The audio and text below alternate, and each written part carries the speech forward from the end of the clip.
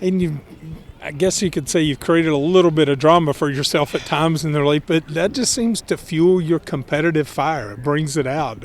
I mean, are you feeling that when you get in those situations? I mean, definitely. Like, anytime you come into a situation and, any game you come into, you might not have your best stuff right away, but those situations where you put yourself in that might not be in the best odds, but it helps you lock in, helps you focus, and execute the pitches you needed to. And once I got myself in that situation, I was able to work out. I knew from the rest of the night I was going to be good, just because I had to focus up more than I was and execute some pitches, and was able to get out of it and carried throughout the next 2 innings. So.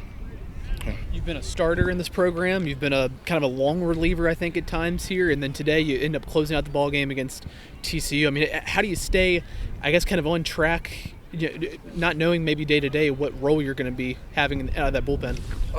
It has been difficult at times, but Coach Maisie and the rest of the staff, they're very good at what they do. They know the game super well, and they're very good at keeping us into the game and making sure we know our role and know what to expect going day to day and outing to outing. So, definitely it's been up and down, been some starts, some long relief appearances, closing, but at the end of the day, it's all about getting the job done.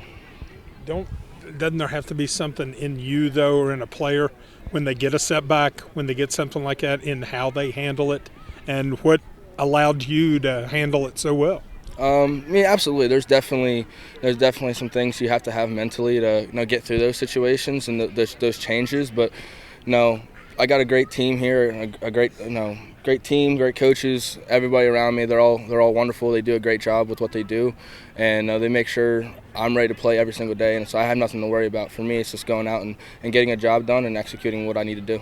Since we had both football and baseball today, it seems like kind of being a pitcher at times like being a cornerback. Yeah. You might get beat deep once, but then you've got to come back and put that away. Is that how you approach it? Absolutely. I mean, today is a little bit different. Last week at Oklahoma State, I came into a tight ball game. There's a little bit less room for error.